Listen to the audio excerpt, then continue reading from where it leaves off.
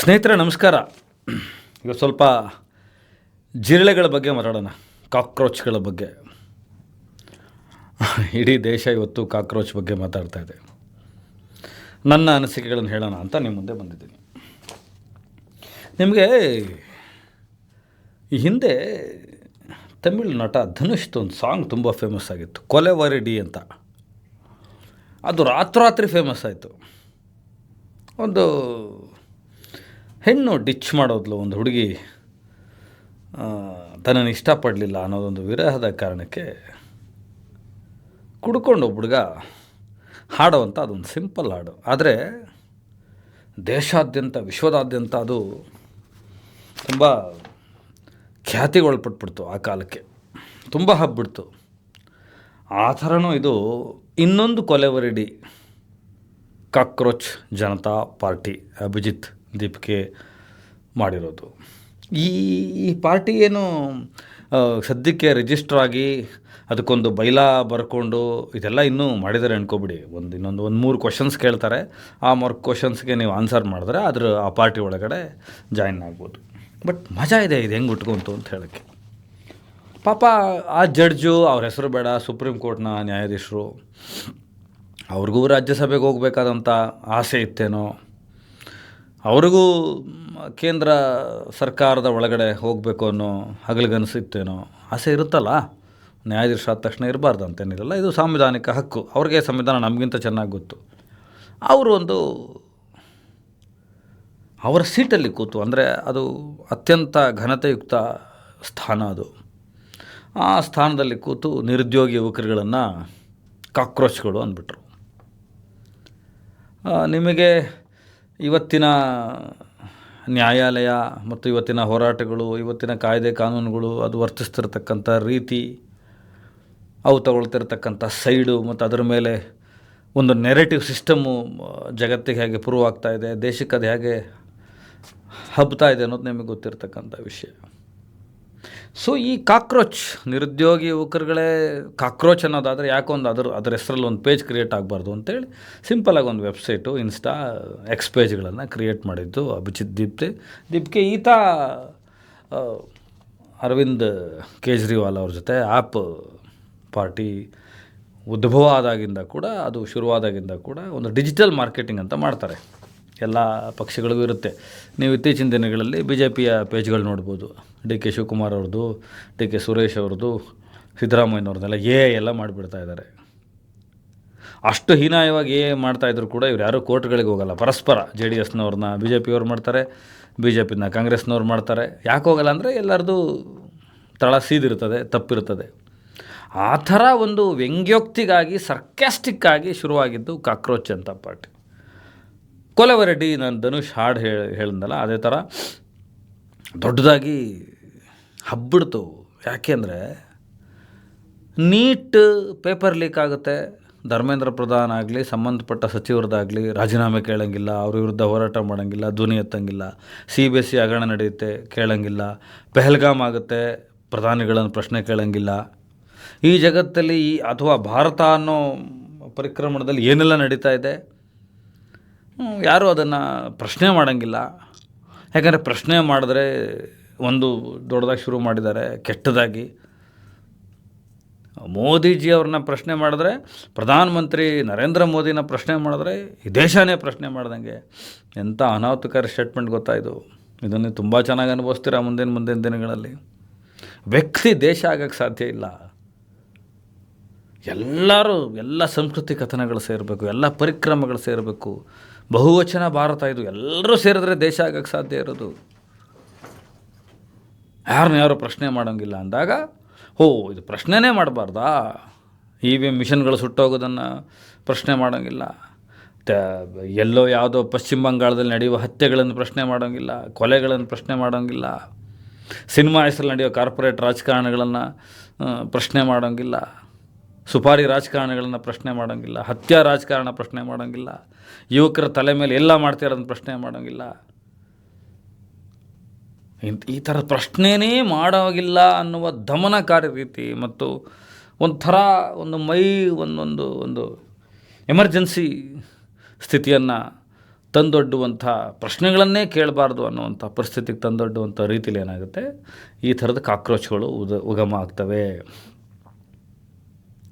So ಒಂದು cockroach party ಅಂತ start ಆಯಿತು. ಅದು ಈಗ ನಿಮಗೆ ಹೇಳ್ತಾ ಇದ್ದೀನಿ, ಅದಕ್ಕೀಗ ಕರ್ನಾಟಕದಲ್ಲಿ ವಕ್ತಾರರು ಶುರುವಾಗಿದ್ದಾರೆ. ಈಗ ಅದರದ್ದು ಪೋಸ್ಟರ್ ನೋಡಿ, ಒಂದು ಏನು ಸರ್ ಅಂತ ಇದೆ, ವಿಶೇಷ ತೀವ್ರ ಪರಿಷ್ಕರಣೆ, ಸ್ಪೆಷಲ್ ಇಂಟೆನ್ಸಿವ್ ರಿವಿಷನ್ ಆಫ್ ಮತದಾರರು ವೋಟರ್ ಲಿಸ್ಟ್ಗಳದ್ದು, ಇದರದ್ದು ಕೆಳಗೆ ಒಂದು ಹೋರಾಟ ಶುರು ಮಾಡ್ತಾ ಇದ್ದಾರೆ.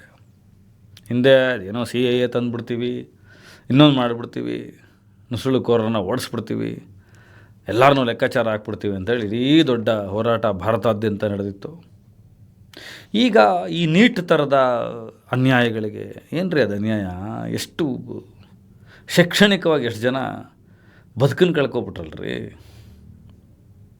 ಬೇರೆ ಬೇರೆ ಅಕ್ರಮಗಳಿಗೆ, ಬೇರೆ ಬೇರೆ ದೌರ್ಜನ್ಯಗಳಿಗೆ ಪ್ರಶ್ನೆ ಕೇಳಕ್ಕಂಥ ಒಂದು ಕಾಕ್ರೋಚ್ ಪಾರ್ಟಿ ಹುಟ್ಟದಂಗಿದೆ. ಇದು ಬರೀ ಕೇವಲ ಇನ್ಸ್ಟಾಗ್ರಾಮಲ್ಲೋ ಅಥವಾ ಫೇಸ್ಬುಕ್ಕಲ್ಲೋ ಡಿಜಿಟಲಲ್ಲಿ ಇಲ್ಲದೆ, ಅದು ಕಾಂಗ್ರೆಸ್ ಮಾಡುವಂಥ ಬಿಡದಿ ಟೌನ್ಶಿಪ್ಗಳಂಥ ಅಪಭ್ರಂಶಗಳಿರ್ಬೋದು, ಬೇರೆ ಬೇರೆ ಹೋರಾಟಗಳನ್ನು ಅದು ಲಾಜಿಕಲ್ ಎಂಡ್ ತನಕ ತರಬೇಕಾಗತ್ತೆ, ಹೋರಾಟ ಮಾಡಬೇಕಾಗತ್ತೆ. ಆಗ ಅದೊಂದು ಕಾಕ್ರೋಚ್ ಜನತಾ ಪಾರ್ಟಿಗೆ ಒಂದು ಸರಿಯಾದಂಥ ಒಂದು ರೂಪುರೇಷೆ, ಚೌಕಟ್ಟು ಸಿಗ್ತದೆ. ಬಿಟ್ಟರೆ ಇಲ್ಲಾಂದರೆ ಅದು ಒಂದು ಜನಾಂದೋಲನವಾಗಿ, ಡಿಜಿಟಲ್ ಹೋರಾಟವಾಗಿ, ಚಳುವಳಿಯ ಭಾಗವಾಗಿ ಏನು ಅಭಿಜಿತ್ ಮಾಡ್ತಾಯಿದ್ರು ಹಿಂದೆ, ಒಂದು ಡಿಜಿಟಲ್ ಪ್ಲ್ಯಾಟ್ಫಾರ್ಮ್ನ ಒಂದು ವೇವ್ ಲೆಂತ್ನ ಕೆಲಸ ಆಗಿ ಅಲ್ಲಿಗೆ ನಿಷ್ಕ್ರಿಯಗೊಂಡು ಬಿಡ್ತದೆ. ಅದಾಗದೆ ಇವತ್ತಿನ ಕಾಲಘಟ್ಟಕ್ಕೆ ಪ್ರಶ್ನೆ ಮಾಡೋರು ಬೇಕು, ಅದಕ್ಕಾಗಲಿ ಅಂತ ಹೇಳ್ತಾ ಇದ್ದೀನಿ. ಈಗ ಕಾಕ್ರೋಚ್ ಪೇಜ್ಗಳನ್ನೆಲ್ಲ ಕಿಲ್ ಮಾಡ್ತಾ ಇದ್ದಾರೆ. ಆ್ಯಸ್ ಯೂಶುವಲ್ ಇದು ಈ ದೇಶದ ಭದ್ರತೆಗೆ ತೊಂದರೆ ಆಗಿಬಿಡುತ್ತಂತೆ.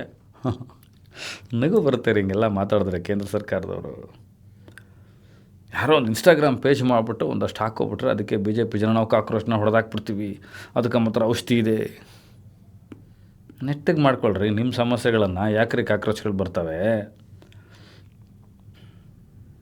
BJP ಅವ್ರಿಗೆ ಹೇಳ್ತಾ ಇರೋದು, ಕೇಂದ್ರ ಸರ್ಕಾರಕ್ಕೆ ಹೇಳ್ತಾ ಇರೋದು, ಅದಕ್ಕೊಂದಷ್ಟು ಏನೋ ಆಂದೋಲನ ಮಾಡಿ ಅದರ ಇನ್ಸ್ಟಾ ಪೇಜ್ಗಳನ್ನು, ಡಿಜಿಟಲ್ ಪೇಜ್ಗಳನ್ನು, ವೆಬ್ಸೈಟನ್ನು ಕೆಲಸ ಮಾಡ್ದಂಗೆ ಮಾಡಿಬಿಟ್ರೆ ಆಗೋಯ್ತಾ?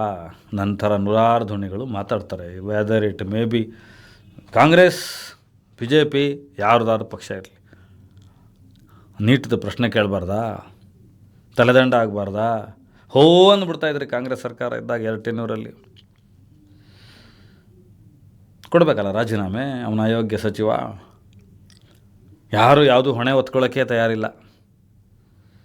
ಎಲ್ಲ ರಾಜಕಾರಣ ಎಲ್ಲವೂ ಈಗ ಒಂದು ಹೊಸ ಶುರು ಮಾಡಿದ್ದಾರೆ.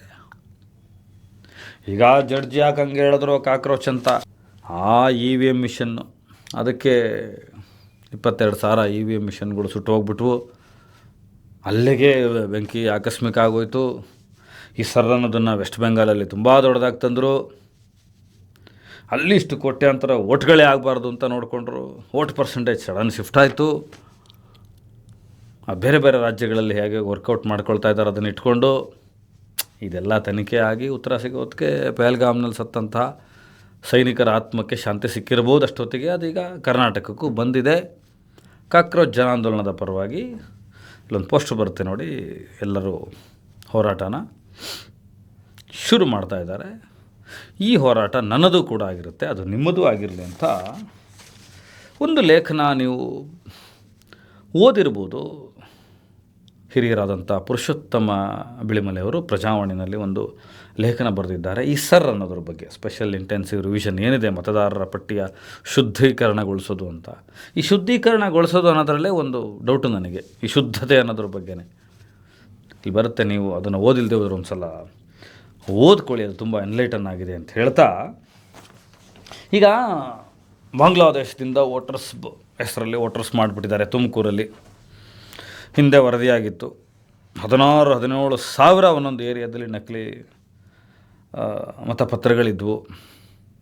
ಉತ್ತರ ಕರ್ನಾಟಕದ ಬೇಕಾದಷ್ಟು ಭಾಗಗಳಲ್ಲಿ ಬೇರೆ ಬೇರೆ ಹೆಸರುಗಳಲ್ಲಿ ಲಕ್ಷಾಂತರ ವೋಟರ್ಸು ಸೀಸ್ ಆಗಿದ್ವು, ವೋಟರ್ ಕಾರ್ಡ್ಗಳು.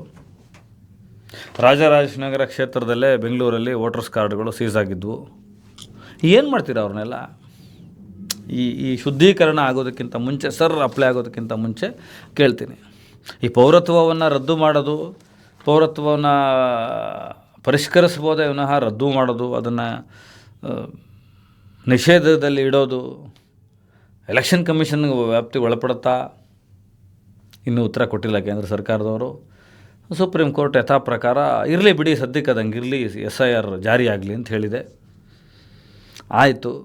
ಈ ಥರ ಯಾವ BJP ಪಕ್ಷ ತಂದಿದೆಯೋ ಆ ಪಕ್ಷದ MLAಗಳು ತಾವು MLA ಆಗೋಕ್ಕೆ, ಮಂತ್ರಿಗಳಾಗೋದಕ್ಕೆ, ಅಧಿಕಾರಕ್ಕೆ ಬರೋದಕ್ಕೆ, ಬೇರೆ ಇನ್ಯಾವುದೋ ಕಾರಣಕ್ಕೆ ಇಷ್ಟೊಂದು ನಕಲಿ ವೋಟ್ರ್ ಕಾರ್ಡ್ಗಳು ಸೀಸ್ ಆಗಿ ಕೋರ್ಟ್ ಕೇಸ್ ನಡೀತಾ ಇದೆಯಲ್ಲ, ಫಸ್ಟ್ ಅವನ್ನು ಬಂದ್ ಮಾಡಿಬಿಡ್ತೀರಾ ಹೇಳಿ. ಎಷ್ಟು ರಾಜ್ಯಗಳೆಲ್ಲ ಈ ಥರದ್ದಾಗಿದೆ. ಕಾಂಗ್ರೆಸ್ನವರು ಮಾಡಿದ್ದಾರೆ, BJPಯವರು ಮಾಡಿದ್ದಾರೆ. ಇದನ್ನೆಲ್ಲ ಏನು ಮಾಡ್ತೀರಾ ಫಸ್ಟ್ ನೀವು? ಅದಾದ ನಂತರ ಈಗ ಸರ್ ಅಂತ ಬಂದಿದ್ದೀರ. ಈಗ ನಿಮ್ಮ ಹತ್ರ ನಿಮಗೆ ತುಂಬ ಸಿಂಪಲ್ಲಾಗಿ ಹೇಳ್ತೀನಿ, ನಿಮ್ಮದು ಆಧಾರ್ ಕಾರ್ಡಲ್ಲಿ ಸ್ಪೆಲ್ಲಿಂಗ್ ಮಿಸ್ಟೇಕ್ ಇದೆಯಾ, ನಿಮ್ಮ ಭಾಷೆ ಯಾವುದು ಅನ್ನೋದನ್ನು ಸರಿಯಾಗಿ ನಿಗದಿಪಡಿಸ್ಕೊಂಡಿದ್ದೀರಾ, ನಿಮ್ಮ ಹತ್ರ ಬರ್ತ್ ಸರ್ಟಿಫಿಕೇಟ್ ಇದೆಯಾ, ನಿಮ್ಮ ಊರಿನ ಸರ್ಟಿಫಿಕೇಟ್ ಇದೆಯಾ, ಯಾವ ಊರಿಂದ ಬಂದಿರೋರು, ನೀವು ವಲಸೆನ, ಮೂಲ ಊರ ಅಂತ, ಇದೆಲ್ಲ ಇದ್ದರೆ ಮಾತ್ರ ಎಲ್ಲೂ ಸ್ಪೆಲ್ಲಿಂಗ್ ಮಿಸ್ಟೇಕ್ಸ್ ಇರಬಾರ್ದು. ನಿಮ್ಮ ಬರ್ತ್ ಸರ್ಟಿಫಿಕೇಟ್ ಇರಲೇಬೇಕು, ನಿಮ್ಮ ಮೂಲ ಊರಿನ ಸರ್ಟಿಫಿಕೇಟ್ಗಳು ಬೇಕು, ನಿಮ್ಮ ಭಾಷೆ ಯಾವುದು ಅಂತ ನಿಗದಿ ಆಗಬೇಕು. ಕರ್ನಾಟಕದಲ್ಲಿ 290 ಭಾಷೆ ಇದೆ. ಎಷ್ಟೋ ಮೈಕ್ರೋ ಭಾಷೆಗಳಿಗೆ, ಜನಪದಗಳಿಗೆ ಸರ್ಟಿಫಿಕೇಟ್ಗಳಿರಲ್ಲ. ಈಗ ನನ್ನದೆಲ್ಲ ಸರ್ಟಿಫಿಕೇಟ್ಸ್ ಇದೆ, ಆದರೆ ಬರ್ತ್ ಸರ್ಟಿಫಿಕೇಟ್ ಇಲ್ಲ.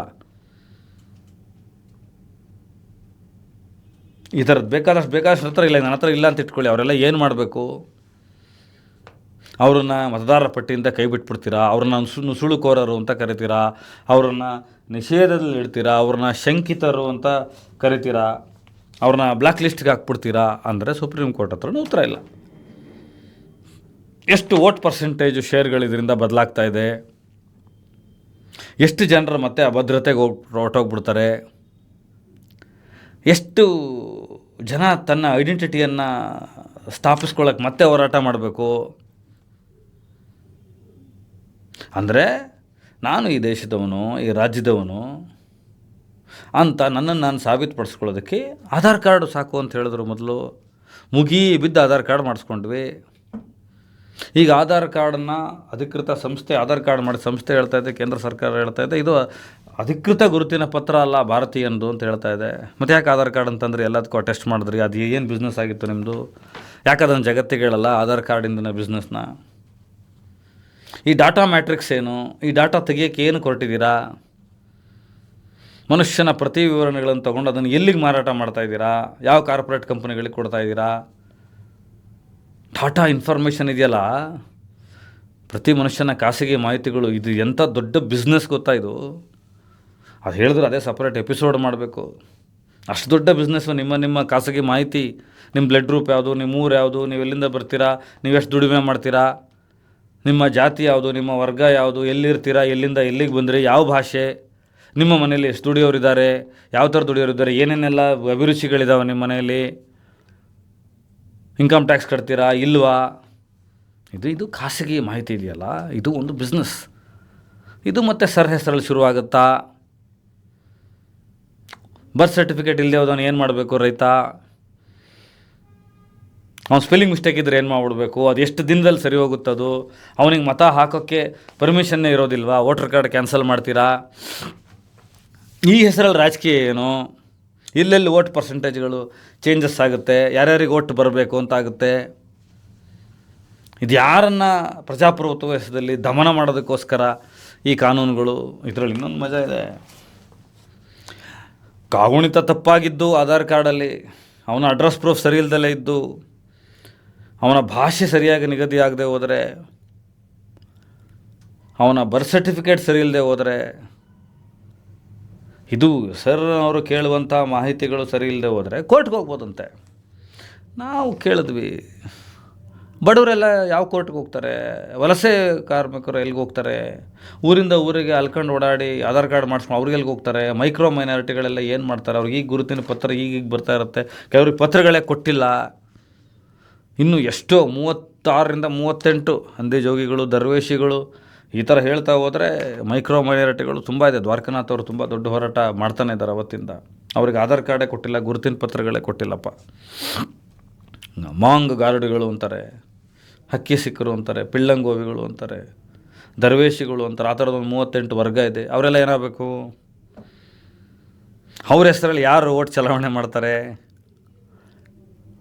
ಸೊ ಏನೆಲ್ಲ ಮಾಡ್ತಾಯಿದ್ದೀರಾ ನೀವು ಅಧಿಕಾರದಕ್ಕೆ ಬರೋದಕ್ಕೆ ಅರ್ಥ ಆಗಲ್ಲ ಈ ಜನರಿಗೆ. ಓದ್ಕೊಂಡಿಲ್ಲ ಯುವಕರು ಅನ್ಕೋತಾ ಇದ್ದೀರಾ. ಅವ್ರಿಗೆಲ್ಲ ಕೋರ್ಟಿಗೆ ಬರ್ಬೋದಂತೆ.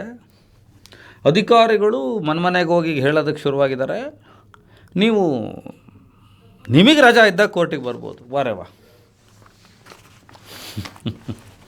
ನಿಮಗೆ ರಜಾ ಇದ್ದಾಗ ನೀವು ಕೋರ್ಟಿಗೆ ಬರ್ಬೋದು, ಬಂದು ನಿಮ್ಮ ನಿವೇದನೆಗಳನ್ನು ಮಾಡ್ಕೊಳ್ಬೋದು. ಆವಾಗಲೇ ಕೋರ್ಟ್ ನಡೀತದೆ ಅಂತ. ಇದರಿಂದ ಏನು ಉನ್ನಾರ? ಅವ್ರಿಗೆ ಬೇಕಾದಾಗ ವಲಸೆ ಕಾರ್ಮಿಕರು ಇಷ್ಟು ತನಕ ಹೇಳಿದ್ನಲ್ಲ, ಇವರೆಲ್ಲ ಯಾವ ಕೋರ್ಟಿಗೆ ಬರಬೇಕು? ಅವ್ರಿಗೆ ರಜಾ ಅಂದರೆ ಯಾವುದು? ಮಳೆ ಬಂದಾಗ ರಜಾನಾ? ಅವನ ಸರ್ಟಿಫಿಕೇಟ್ಗಳು ನಾಶ ಆಗಿದ್ದರೆ ಏನು ಮಾಡಬೇಕು? ರೀಗೇನಿಂಗ್ ಏನು? ಯಾಕೆ ಹೊಸ ಸರ್ಟಿಫಿಕೇಟ್ಗಳನ್ನ ಹುಟ್ಟಾಕ್ತಾ ಇದ್ದೀರಾ? ಇಷ್ಟು ದಿನ ಬರ್ತ್ ಸರ್ಟಿಫಿಕೇಟ್ ಬೇಕು ಅಂತ ಯಾರು ಹೇಳಿಲ್ಲ, ಆಧಾರ್ ಕಾರ್ಡ್ ಸಾಕು ಅಂತ ಹೇಳಿದ್ರಿ. ಭಾಷೆ ಸರ್ಟಿಫಿಕೇಟ್ ಕೇಳ್ತಾ ಇದ್ದೀರಾ, ಮೂಲ ಸರ್ಟಿಫಿಕೇಟ್ಗಳು ಕೇಳ್ತಾ ಇದ್ದೀರಾ. ಯಾರು ಇಟ್ಕೊಂಡಿರ್ತಾರೆ ಇದನ್ನು?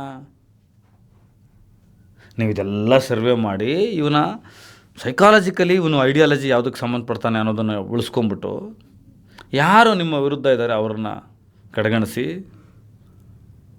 ಏನು ಉನ್ನಾರ ಇದು? ಮುಂದಿನ ದಿನಗಳಲ್ಲಿ ಇನ್ನೂ ಡೀಟೇಲಿಂಗಾಗಿ ಹೋಗಬೇಕಾಗುತ್ತೆ ಇದಕ್ಕೆ ಬಗ್ಗೆ. ನನಗೆ ಮೇಲ್ನೋಟಕ್ಕೆ ಅರ್ಥವಾದಷ್ಟು ನಿಮ್ಗೆ ಹೇಳ್ತಾ ಇದ್ದೀನಿ. ಸೊ ನೀವು ಅಧಿಕಾರಕ್ಕೆ ಬರೋದಕ್ಕೆ ಏನೆಲ್ಲ ಶುರುವಾಗ್ತಾ ಇದೆ. ಇಲ್ಲೇ ಕಮೆಂಟ್ ಸೆಕ್ಷನಲ್ಲಿ ನನ್ನ ಪ್ರೀತಿಯ ಸ್ನೇಹಿತರು ಕೇಳ್ತೀನಿ, ಎಷ್ಟು ಜನ ನೀಟನ್ನು ವಿರೋಧಿಸಿದ್ರಿ? ನೀಟಾದಂಥ ಈ ಲೀಕ್ನ, ಶೈಕ್ಷಣಿಕವಾದ ಅಪಭ್ರಂಶಗಳನ್ನು ವಿರೋಧಿಸ್ತಾ ಇದ್ದೀರಿ, ನಿರುದ್ಯೋಗದ ಸಮಸ್ಯೆಗಳನ್ನು ವಿರೋಧಿಸ್ತಾ ಇದ್ದೀರಿ, ಮಾಹಿತಿ ಕೊರತೆಗಳನ್ನು ವಿರೋಧಿಸ್ತಾ ಇದ್ದೀರಿ. ನಾಟ್ ಓನ್ಲಿ ಕೇಂದ್ರ ಸರ್ಕಾರ ಅಲ್ಲ, ರಾಜ್ಯ ಸರ್ಕಾರ ಮಾಡೋದನ್ನು ಕೂಡ ವಿರೋಧಿಸಬೇಕು. ನಾವು ಯುವಕರು ಮಾತ್ರ ಒಂದಕ್ಕೆ ಈಲ್ಡ್ ಆಗಬಾರ್ದು. ಯಾವುದೇ ಐಡಿಯಾಲಜಿ ಯಾವುದಕ್ಕೂ ಸರಿಯಾಗಿರೋದನ್ನು ಕೇಳಬೇಕು. ಇಲ್ಲಾಂದರೆ ಭವಿಷ್ಯ ರೂಪಿಸೋಕ್ಕಾಗೋದಿಲ್ಲ. ಈ ಡಿಜಿಟಲ್ ಈ ತಂತ್ರಗಾರಿಕೆ ಇದೆಯಲ್ಲ, ಮಾರುಕಟ್ಟೆಯಲ್ಲಿ ಏನೆಲ್ಲ ಮಾಡಿಬಿಡ್ತಾರೆ. ನೀವು ಬದುಕಿದ್ದು ಸತ್ತಂಗೆ ಮಾಡಿಬಿಡ್ತಾರೆ. ಕಾಗಜ್ ಸೀರೀಸ್ನೆಲ್ಲ ನೀವು ನೋಡಿರ್ತೀರ ಅನ್ಕೋತೀನಿ. ಸೊ ಈ ಥರದ ವಿಷಯಗಳೆಲ್ಲ ನಡೆಯುವಾಗ ಇಂಥ ಕಾಕ್ರೋಚ್ ಬೆಳೀತಾ ಹೋಗಬೇಕು. ಅದಕ್ಕೆ ಆಲ್ರೆಡಿ ವಿರೋಧ ವ್ಯಕ್ತಪಡಿಸ್ತಾ ಇರೋರು, ಹಲ್ಲೆ ಮಾಡ್ತಿರೋಲ್ಲ ಮಾಡ್ತಾ ಇರ್ತಾರೆ. ನಾನಂತೂ ಈ ಕಾಕ್ರೋಚ್ ಥರದ ಸರ್ಕ್ಯಾಸ್ಟಿಕ್ ಹೋರಾಟಗಳಿರ್ಬೋದು, ಅಥವಾ ಜನನೋಂದನಗಳಿರ್ಬೋದು, ಒಂದು ವಿಶೇಷ ಅಭಿಯಾನಗಳಿರ್ಬೋದು, ಅಥವಾ ರಾಜಕೀಯ ರೂಪುರೇಷೆಗಳೇ ತೊಗೊಳ್ಬೋದು, ಅವಕ್ಕೆಲ್ಲ ನಾನು ಬೆಂಬಲ ವ್ಯಕ್ತಪಡಿಸ್ತೀನಿ. ಯಾಕಂದರೆ ಪ್ರಶ್ನೆ ಮಾಡೋದು ನಮ್ಮ ಕರ್ತವ್ಯ. ನಮಗೇನೇ ಇದ್ದರೂ ಅನಿಸ್ಬೋದು. ಇಂಥ ಕಾಕ್ರೋಚ್ಗಳ ಸಂತತಿ ಹೆಚ್ಚಾಗಬೇಕು. ನಾನು ಕಾಕ್ರೋಚ್ ಆ ನಿಟ್ಟಿನಲ್ಲಿ ಪ್ರಶ್ನೆಗಳನ್ನು ಸಾಯುವವರೆಗೂ ಕೇಳ್ತಾ ಇರ್ತೀನಿ. ನಮಸ್ಕಾರ.